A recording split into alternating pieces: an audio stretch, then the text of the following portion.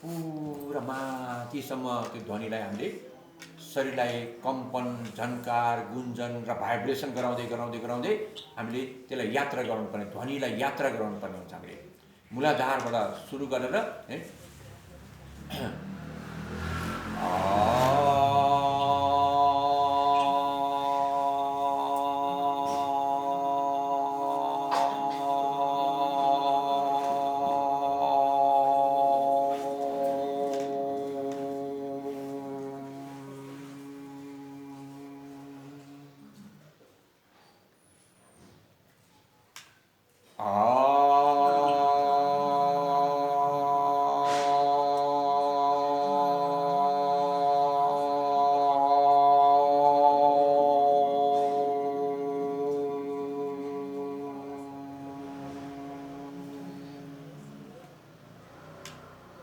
यो ओम तीनवटा ध्वनिबाट बनेको हुन्छ। अले प्रजनन अङ्ग जसलाई ब्रह्मा ग्रन्थि भनेर भनिन्छ, जसले सृष्टि गर्ने काम गर्छ, यसलाई महाकाली शक्ति पनि भनिन्छ। अनि उले चाहिँ हाम्रो पाचन ग्रन्थि जसलाई हामी विष्णु भन्छौँ, र मले चाहिँ महेश्वर भन्छ, सृष्टि र संहार गर्ने चाहिँ अ उ र म, ब्रह्मा विष्णु र महेश्वर, महाकाली, महालक्ष्मी, महासरस्वती। यो यसरी हामीले जो ओम भनेको सम्पूर्ण ब्रह्मा विष्णु महेश्वर महाकाली महालक्ष्मी महासरस्वती भनेपछि सम्पूर्ण ब्रह्माण्डलाई सञ्चालन पालन पोषण व्यवस्थापन सबै गर्ने, सृष्टि संहार गर्ने ती सबै शक्तिको अर्को नाम नै त्यो ओम ध्वनि भनिन्छ। ओम ध्वनि, ओमको ध्वनिको अर्को चाहिँ नाम यदि हामीले भन्नु पर्यो भने ब्रह्मा विष्णु महेश्वर महाकाली महालक्ष्मी महासरस्वती भन्नुपर्ने हुन्छ हामीले चाहिँ। त त्यो ओम निकै सशक्त र शक्तिशाली मानिन्छ। त त्यो ओम ध्वनिलाई अहिले केवल म ध्वनिको विषयमा चर्चा गर्न गइरहेको छु। अब यो ध्वनिलाई हामीले चाहिँ अब यो छरियो, यो आवाज चाहिँ यसमा त्यति तागत हुँदैन यसमा। जब यो छरिएको ध्वनिलाई हामी एउटै बिन्दुमा केन्द्रीकृत, जस्तो मेरुदण्डभित्र हामीको योगको विज्ञानमा मेडिकल साइन्सले त बोन म्यारो भन्छ भने हामी योगको विज्ञानमा चाहिँ मेरुदण्डभित्र हामीको चाहिँ इडा पिङ्गला र सुषुम्ना तीनटा नाडी हुन्छ, जो योग दर्शनमा योगको विज्ञानमा 72,000 नाडी मानिएको छ। त्यो अत्यन्त सूक्ष्म र अत्यन्त शक्तिशाली हुन्छ। त्यो 72,000 नाडी मध्येमा यो तीनवटा नाडी अत्यन्त शक्तिशाली र महत्त्वपूर्ण मानिएको हुन्छ, जुन त्यो तीनवटा नाडी हाम्रो मेरुदण्डभित्र हुन्छ।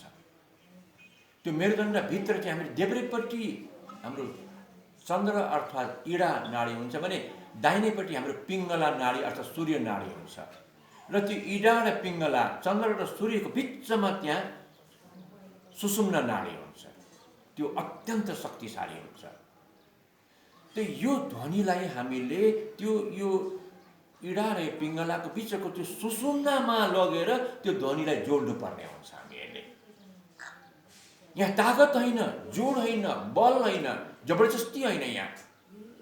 यहाँ तरिका, युक्ति तरिका, एकदम एकाग्र, कन्सन्ट्रेट, एकदम एकाग्रताको आवश्यकता पर्छ। यहाँ चाहिँ त्यहाँ अलिकति त्यो ध्वनि चन्द्रतिर गयो भने यसले दायाँ मस्तिष्कको विकास गर्छ। त्यो ध्वनि हाम्रो पिङ्गला सूर्य नाडीतिर गयो भने यसले बायाँ मस्तिष्कको विकास गर्छ, जसले एकदम गतिशीलता गराउने काम गर्छ। जब त्यो सुषुम्नामा जब त्यो ध्वनि केन्द्रीकृत हुन्छ, त्यसले त अत्यन्त शक्ति, महाशक्तिको चाहिँ विस्फोट गराउँछ। जुन शक्ति यति शक्तिशाली हुन्छ कि त्यो शक्तिले नै सारा ब्रह्माण्ड चलाएको हुन्छ भन्ने विश्वास छ। त्यही शक्तिले हाम्रो शरीर चल्छ, चलाउँछ र बन्छ र बनाउँछ हामीको चाहिँ। त त्यो ध्वनिलाई हामीले त्यो इडा पिङ्गलाको त्यो बिचको त्यो सुषुम्नामा लगेर हामीले जोड्नु पर्ने हुन्छ। यहाँ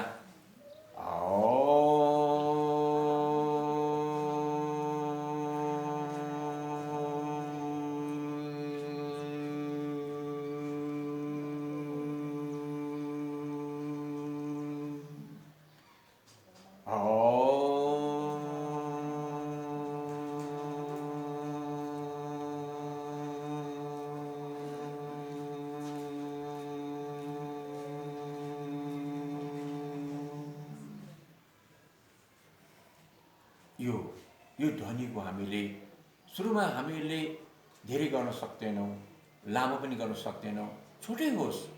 प्रारम्भिक अवस्थामा यसको हामीले अभ्यास गर्दै गएपछि यसलाई एकदम सशक्त र शक्तिशाली हामी बनाउन सक्छौँ।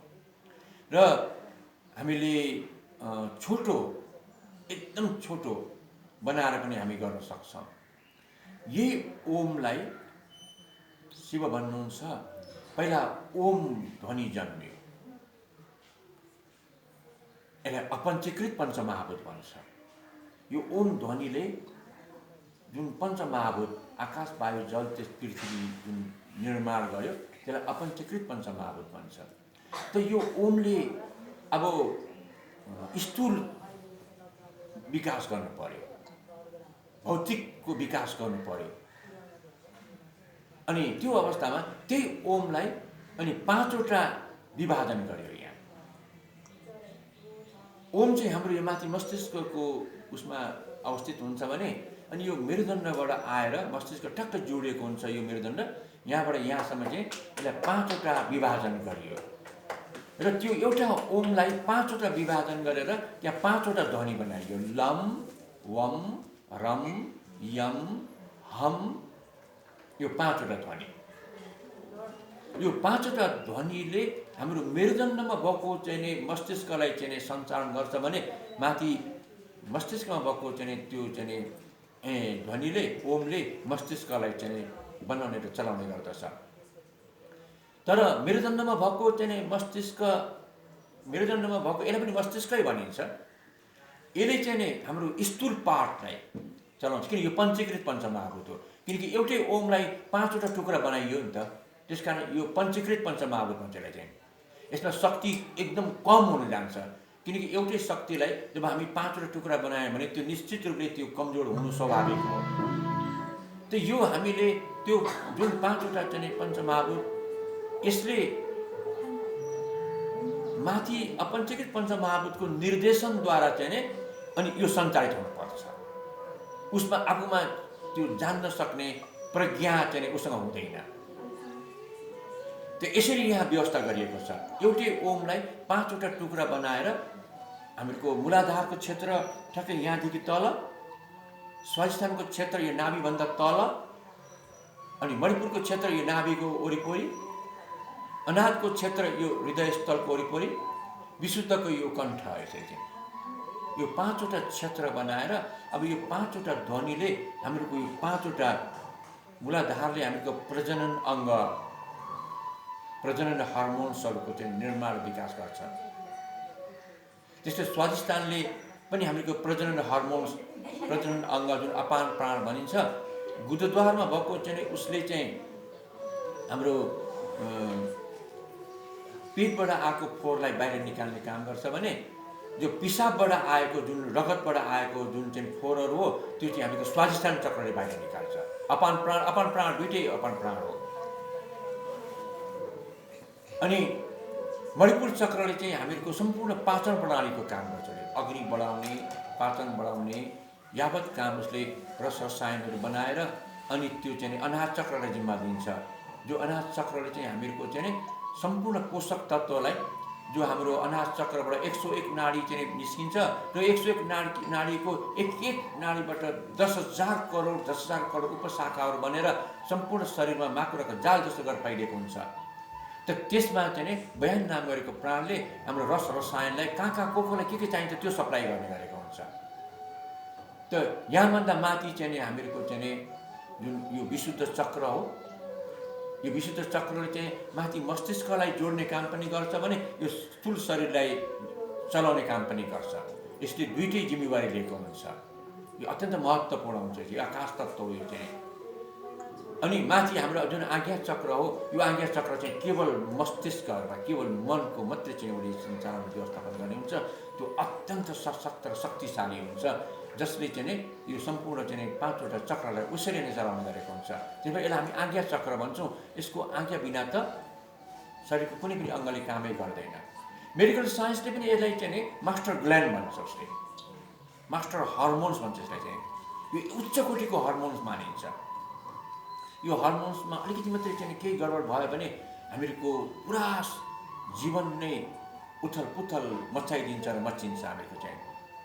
त अहिले हामीले इम्युनिटी पावर बनाउनको लागि हामीले यो हाम्रो आज्ञा चक्र अनि हाम्रो यो जुन चाहिँ विशुद्ध चक्र अनि यो अनाहत चक्र अनि यो मणिपुर चक्र, यति चक्रलाई हामीले क्रियाशील गराउनु पर्ने हुन्छ।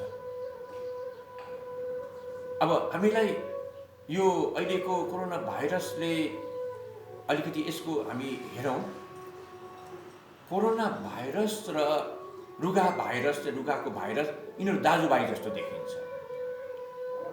जब रुगाको भाइरस चाहिँ निकै चाहिँ विकृत हुन्छ अनि त्यो अवस्थामा कोरोना भाइरसले आक्रमण गरेको देखिन्छ।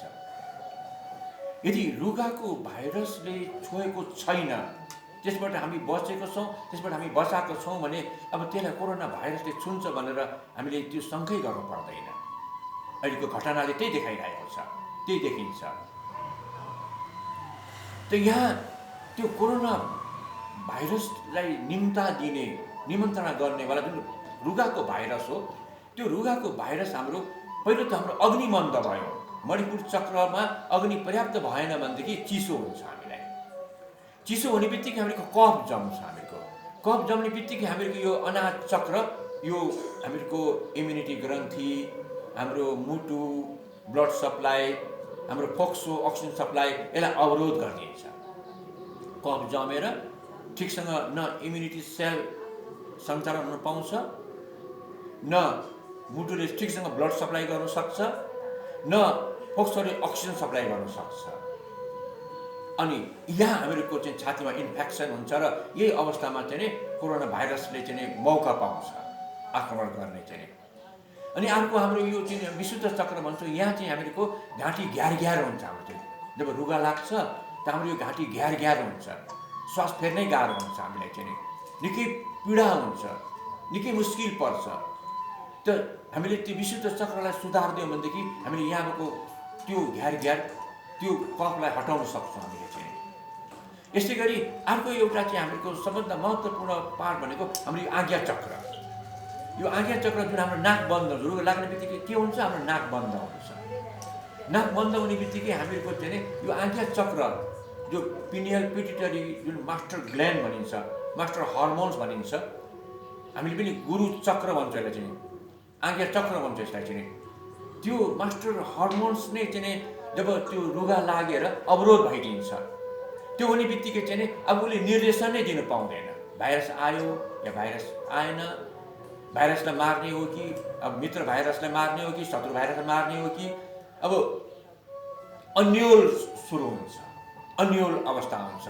अब मस्तिष्कले नै कामै गर्दैन, किनकि यहाँ रुगा लागेर चाहिँ हाम्रो यो पुरै अवरोध हुने बित्तिकै हाम्रो साइनसहरू चाहिँ पुरा अवरोध भएर कफ जमेर मस्तिष्कले ठिकसँग न अक्सिजन पाउँछ, न ठिकसँग हिमोग्लोबिन ब्लड सप्लाई हुन पाउँछ, न उसले रस रसायन पाउँछ, मस्तिष्कले नै कामै गर्न सक्दैन।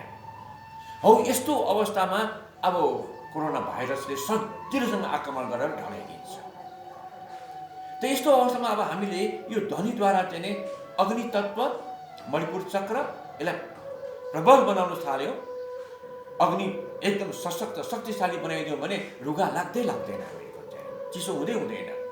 ल कथम चिसो भइहाल्यो र चाहिँ हाम्रो फोक्सोमा चाहिँ हामीहरूको इम्युनिटी ग्रन्थीलाई चाहिँ कफले या हाम्रो ब्लड सप्लाई अक्सिजन सप्लाईलाई अवरोध गरिदियो भने अब हामीले त्यो ध्वनिद्वारा यसलाई हामीले सुधार्न सक्छौँ। र हाम्रो चाहिँ थाइरोइड हर्मोन्सले चाहिँ यस्तो काम गर्छ, त्यो इम्युनिटी सेल र ब्लड सेललाई, हिमोग्लोबिन सेललाई उसले गाइडको काम गर्छ। उसले कहाँ लाने हो, कसरी लाने हो, के गर्ने हो, त्यो सबै काम चाहिँ त्यो हर्मोन्सले गरेको हुन्छ, थाइरोइड हर्मोन्सले गरेको हुन्छ। जब हामीको थाइरोइड हर्मोन्स चाहिँ त्यो गडबड हुन्छ, अब त्यहाँ उल्टो काम भइदिन सक्छ। त्यहाँ चाहिँ एउटा त्यो भने अर्को हामीहरूको योगको विज्ञानमा यहाँ जालन्धर भनिन्छ। यहाँ चाहिँ जालन्धर, यो यस्तो चाहिँ जालो छ। यहाँ चाहिँ माकुराको जालो जस्तै पर्याप्त प्रशस्त मात्रामा जालो छ, जुन जालो चाहिँ हाम्रो शरीरको एक कोशिका र ग्रन्थीसँग सम्बन्ध हुन्छ र अनि त्यसको चाहिँ मस्तिष्कसँग सम्बन्ध हुन्छ। त हरेक शरीरको यहाँ अलिकति दुख्यो कि त त्यो सूचना ठ्याक्कै यहाँबाट माथि पुऱ्याउँछ उसले चाहिँ, ल यहाँ दुख्यो भनेर चाहिँ सूचना पुग्छ र अनि मस्तिष्कले त्यसलाई चाहिँ के गर्नुपर्छ, व्यवस्थापन गर्छ। अब भाइरस आयो, ल कोरोना भाइरस आयो भनेर सूचना कसले दिन्छ त? त्यो हाम्रो शरीरले सूचना दिन्छ। त्यो सूचना अब हाम्रो यहीँबाट हुँदै मस्तिष्कले पाउनुपर्छ। त्यो यदि यहाँ कफले जमेर त्यो नाडीहरू अवरोध भएको छ भने अब यहाँ तलको सूचना माथि पुग्न पाउँदैन। माथि पुग्न पाएन भने उसले अब कसरी त्यसलाई चाहिँ समाधान गर्ने भन्ने नै त्यो कुरै आउँदैन।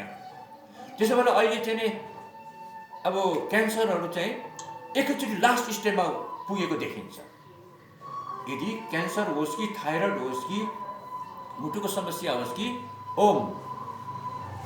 कुनै पनि समस्या हामीले फर्स्ट स्टेपमै हामीले थाहा पायौँ भने त्यसको सजिलो समाधान गर्न सक्छौँ। हामीले चाहिँ सहज रूपमा समाधान गर्न सक्छौँ। हामीले चाहिँ जब एकैचोटि तेस्रो चरणमा पुगिसकेको अवस्थामा हो भने त अब सम्हाल्न सकिँदैन, गाह्रो हुन्छ।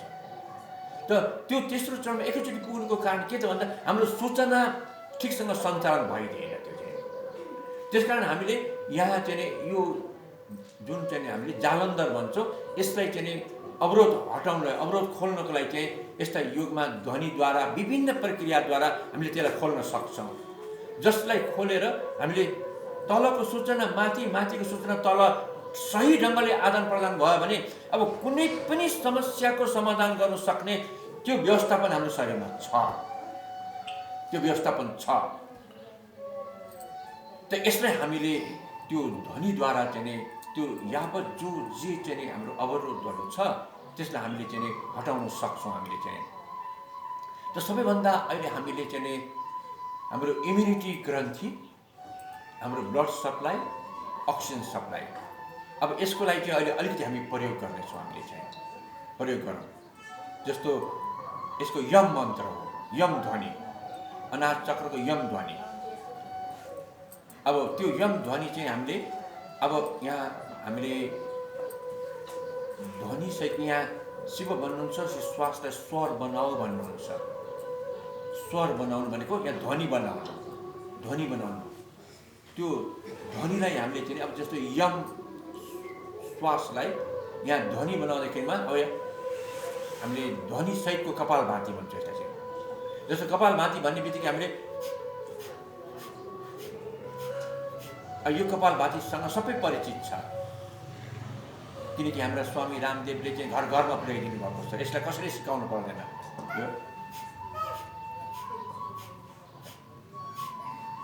अब यो हामीले चक्र र कुण्डलिनीको अभ्यास गर्नको लागि यो श्वासलाई मात्रै चाहिँ हामीले मिल्दैन, पर्याप्त पुग्दैन। यो श्वासलाई हामीले ध्वनि बनाउनु पर्ने हुन्छ, स्वर बनाउनु पर्ने हुन्छ, त्यसलाई मन्त्र बनाउनु पर्ने हुन्छ। जस्तो हाम्रो अनाज चक्रको चाहिँ ध्वनि यम ध्वनि, यम मन्त्र। मनमनले यम मन्त्र जप्दै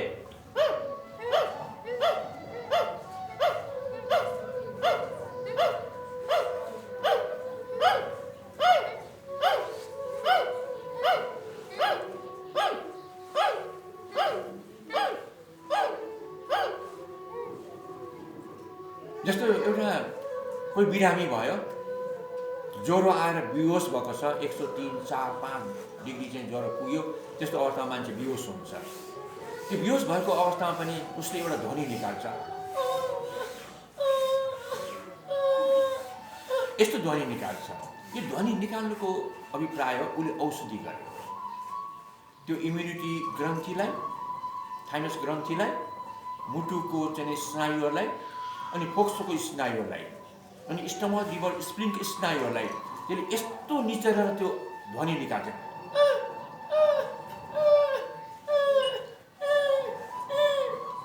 अब यस्तो किसिमको जब त्यो आवाज आउँछ त्यसले राम्रो एक्सर्साइज मुटुको, फोक्सोको, इम्युनिटी ग्रन्थीको, स्टमक, लिभर, स्प्लिनको अनि पेनक्रियासको पनि त्यसले राम्रो व्यायाम गरिदिन्छ। त्यसलाई उत्तेजित गराइदिन्छ र अनि बढीभन्दा बढी blood supply, oxygen supply, immunity supply अनि हाम्रो अग्नि सप्लाई भयो भने अब त्यसले कुनै पनि रोगको समाधान गर्न सक्छ। तर हामी यससँग परिचित छैनौँ नि त, त्यसकारण हामी यसलाई विश्वास गर्दैनौँ अनि हतपत्त हामी चाहिँ औषधि खाइदिइहाल्छौँ। हामी चाहिँ त यदि हामीले विश्वास गर्ने हो भने यो ध्वनिले कुनै पनि समस्याको समाधान गर्न सक्छ। त त्यसैको विकसित अवस्था यो यम ध्वनि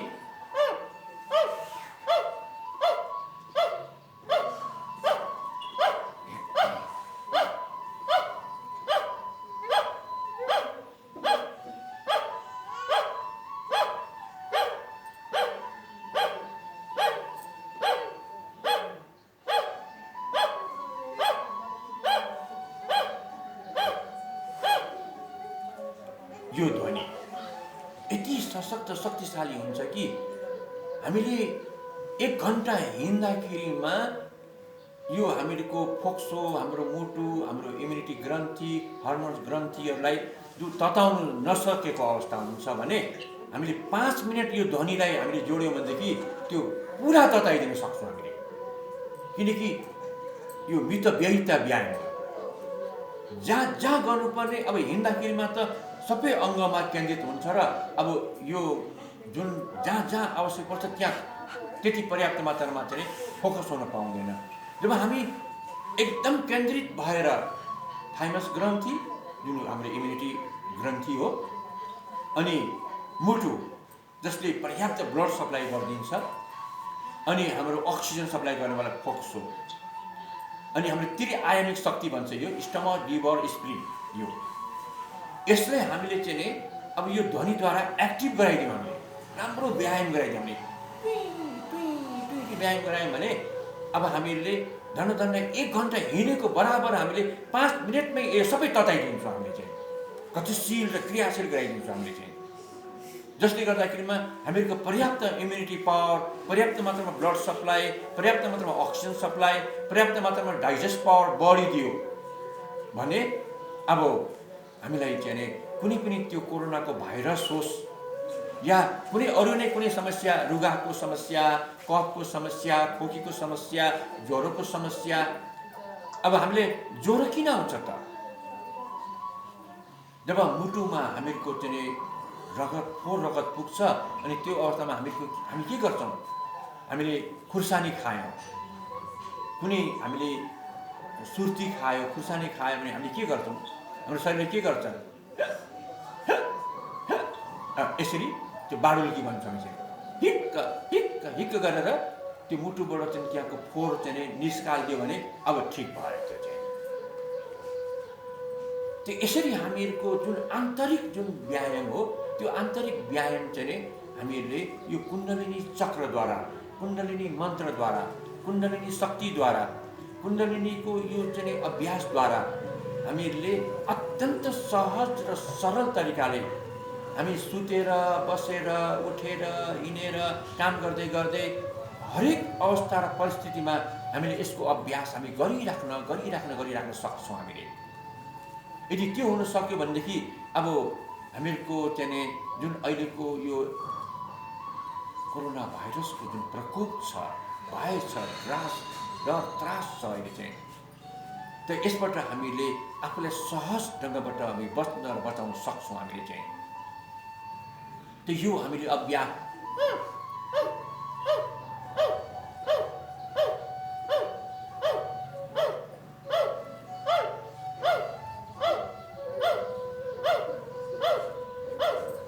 ल यो ध्वनि त हामीले सबै ठाउँमा गर्न सक्दैनौँ, सम्भव छैन। हामीले त्यो ध्वनिलाई ननिकालिकन मनले यम मन्त्र जपिरह्यो भने यहाँ व्यायाम भइरहेको छ।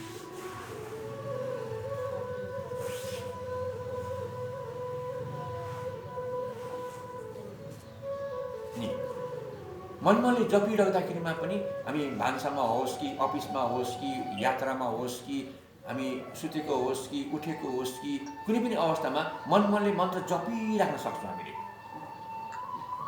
जपिरह्यो भने अब यहाँ यो हाम्रो थाइमस ग्रन्थि, हाम्रो मुटु, हाम्रो फोक्सो, स्टमक, लिभर, स्प्लिन, यो हाम्रो त्रिआयामिक ऊर्जा, थाइरोइड हर्मोन्स, यसलाई हामीले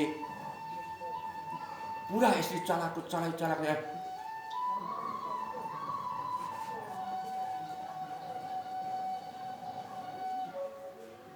यो त हामी व्यायाम गरिराख्न सक्छौँ। जति सकिन्छ हामीले 24 घन्टामा हामीले कमसेकम पनि हामीले 8-10 घन्टा यो व्यायाम गरिदिन सक्छौँ। हामी चाहिँ खालि खाना खाने बित्तिकै हामीले गर्नु मिल्दैन, सकिँदैन। त्यो अवस्था बाहेक अरू कुनै पनि अवस्थामा हामीले यसको व्यायाम गरिरह्यौँ भने अब हामी कल्पना गरौँ, त्यो व्यायाम यति सशक्त र शक्तिशाली हुन्छ जुन कि चाहिँ हामीले त्यस्तो खालको व्यायाम त कुनै पनि गर्नै मिल्दैन, गर्नै सक्दैनौँ हामीले चाहिँ। र अहिले हामीले चाहिँ यहाँनिर चाहिँ योग्य व्यायाम भनौँ न, हामीले चाहिँ 6-7 घन्टा 8-10 घन्टा लगातार गर्न सकिन्छ र? सम्भवै छैन त्यो।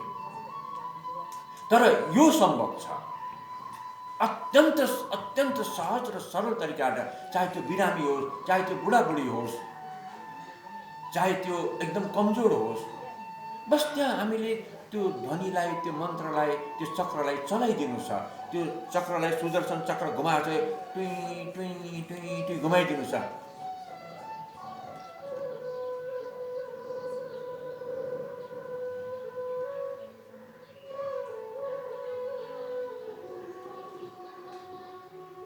अब हामीलाई समय छ, फुर्सद छ, परिस्थिति वातावरण मिलेको छ भने हामी ध्वनि सही गरे त्यो धेरै धेरै धेरै सशक्त, अझ शक्तिशाली हुन्छ।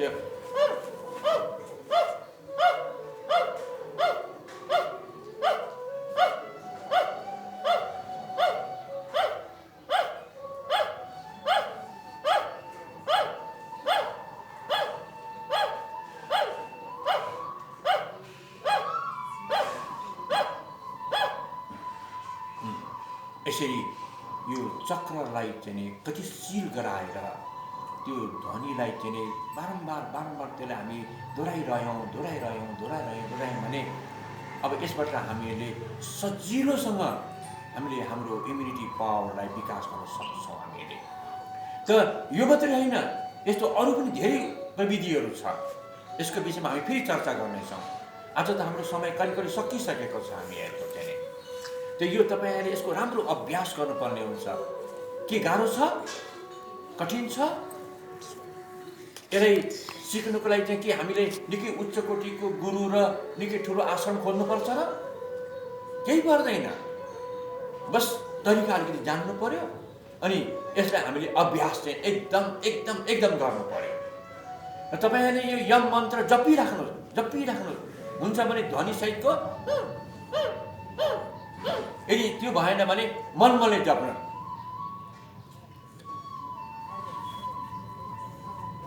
जब प्रशस्त मात्रामा हाम्रो immunity power, blood supply, oxygen supply त्यो गतिशील भयो भने यहाँ कुनै पनि कफ जम्ने, रुगा लाग्ने यो सम्भावना नै हुँदैन, छातीमा इन्फेक्सन हुने भन्ने नै हुँदैन त्यो चाहिँ।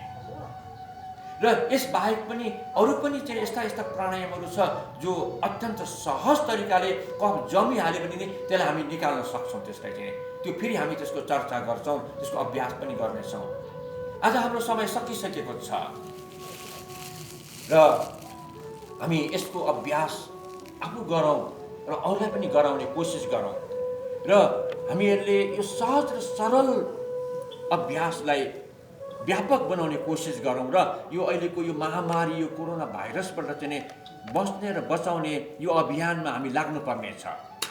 अहिले त हामीलाई चाहिँ विज्ञानले सुविधा पनि दिएको छ, यी घर बसी हामी गर्न सक्छौँ। हामी चाहिँ त्यसको हामी आफ्ना इष्टमित्र, आफ्ना मित्रहरू, आफ्ना चाहिँ आफन्तहरू, आफ्ना छोरा नाति बुहारीहरू, भाइ बहिनीहरू सबैलाई चाहिँ हामीले चाहिँ यसको विषयमा चर्चा गरौँ र बढीभन्दा बढी हामीले चाहिँ त्यो औषधि होइन, खोप होइन, हामी विदेशीसँग माग्ने होइन, त्यो हस्पिटल डाक्टरको शरणमा होइन, हामी स्वयं आफै आफ्नो इम्युनिटी शक्तिलाई बढाएर हामी यो जटिलभन्दा जटिल समस्याको सहज रूपबाट हामी समाधान गर्न सकौँ।